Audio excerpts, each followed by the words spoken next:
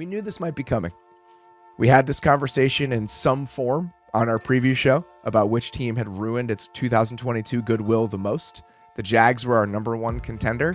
They finished it off, man. They won the title belt today. Oh, easily. They lose to the Titans. After starting the season 8-3, they go 1-5 in their final 6 games. The Jacksonville Jaguars are out of the playoffs. Wow. And that Sunday night? Yeah, Monday night against the Bengals, man. The vibes going into that game and just everything that happened since. We went on some nice rants on Thursday, but I want to continue them on here in a minute. But first off, where would you like to start? The unsinkable Derrick Henry, first off, 4 explosive runs. But that when you watch all those Derrick Henry runs, you notice the same exact thing. You see a lot of flailing Jaguars defensive players, a lot of linebackers going into the wrong gap and missing their run keys.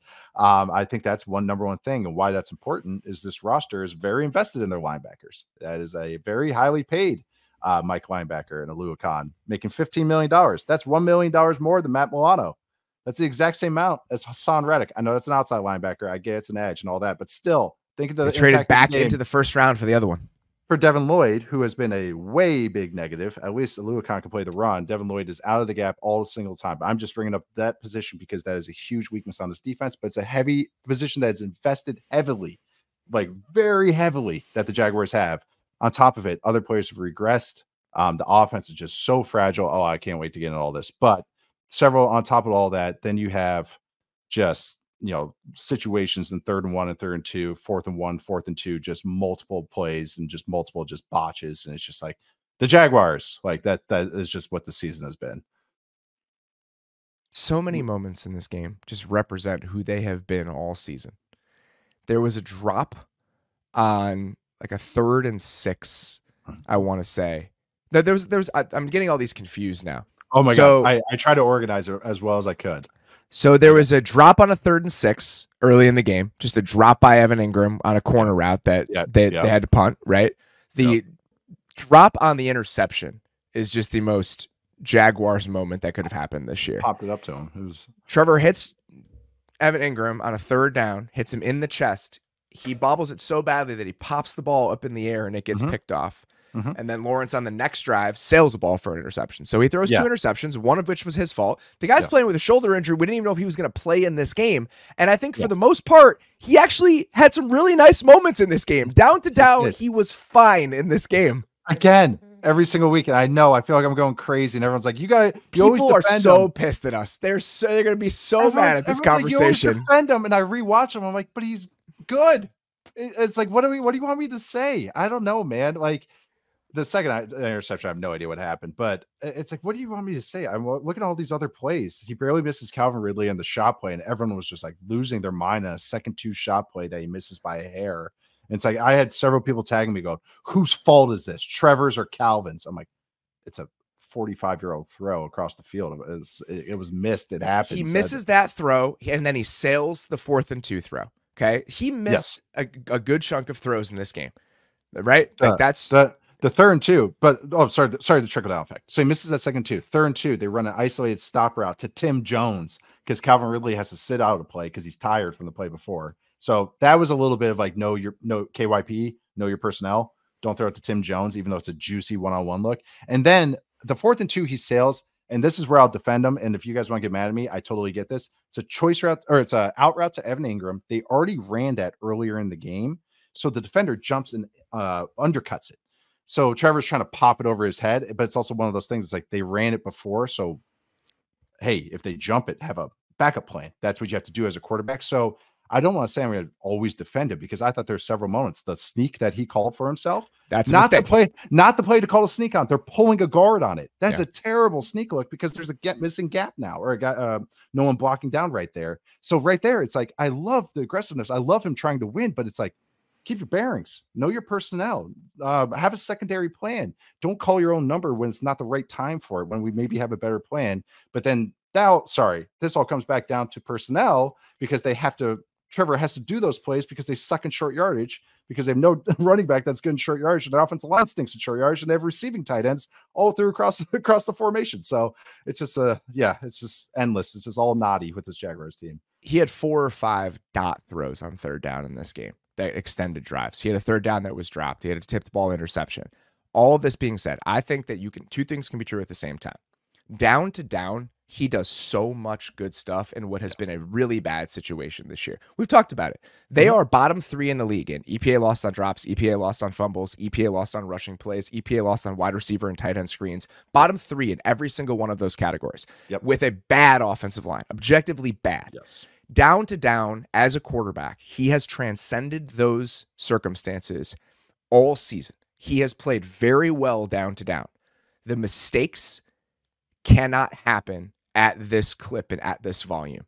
The turnovers just cannot happen in this way. That is the one aspect and one area of his game where it's just unacceptable. He's lost 7 fumbles. He will probably end the season with the most turnover-worthy plays of any quarterback. The fumbles are a continuing problem. He lost 9 fumbles last year, which was the most in the NFL. So if I'm going to ding him and I'm going to say this is just unacceptable, this is contributing to the problem, it is how often he has put the ball in harm's way. That can be true while also acknowledging that down to down, he gives them very good quarterback play and is a driver of their success. Both of those things can be true at the same time. And I think today was another good example of that. While the guy was playing with multiple injuries that probably should have kept him out of the game. Yeah. And like didn't practice till Friday and all those types of things. And that's why, I mean, he had a high ankle sprain. He comes back a week later. High ankle sprain sucks, guys. That's like a 6-week injury. And he comes back. He's played this entire month and a half, this entire losing streak basically with it. I think the turnovers I think his fumble stuff is, I feel like it's just always going to happen. I wonder if that's the skinny arms. I wonder if it's the hands. I don't know what it is, because it's just, and that is a problem worth acknowledging. It is if your line sucks. and also if you're trying to make plays. And that's the thing. He gets no help. He has to be perfect. If he's not perfect, they're screwed. When the defense was playing well in the first half of the season, it was fine. But then they played really well off the bye after they got their asses kicked from the 49ers. And then he had a nice stretch when the offense was actually functioning and everybody's kind of healthy. And actually we had a fully nice ecosystem.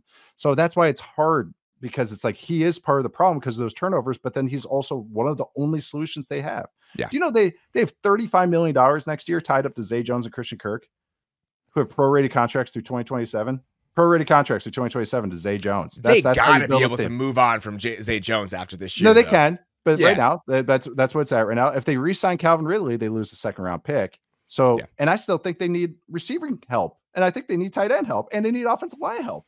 They might need potentially three offensive line starters next year. Like this team has so many holes. And 2 years ago, they had several 1st-round picks and a wide open slate of books with what we were hoping to be a franchise quarterback on a rookie deal. And I think all the positions they invested in, linebackers are targeted every single week. O-line's a mess. Rayshon Jenkins has fallen off in the back end of the year. I think, of course, staff changes are going to happen. But this roster is just wholly, not in a biblical way and biblically bad. And then just also, it's just like shit. It's just like, it's me frustrated because it's the positions they invested in that are bad. It's like the ones that should be your strength are still needing help. And that just, to me, is bad roster construction. And I get it. How Trevor has turns the ball over does not help. But this roster is just so fragile. Yeah. And again, I think that down to down, he has given them very good quarterback play for the most part. Both of those things can be true. Yeah. They do have some things that they can do to free up some resources, right? They could move on from Zay Jones after this year. But there are guys along the offensive line that are expensive where they're probably not playing up to those contracts. But let's say you cut Brandon Scherf after the season. You need to replace him. You need to go out and get another starter along the offensive line. Still average, you know what I mean? But you still need a replacement level guard. And that's already hard enough to find.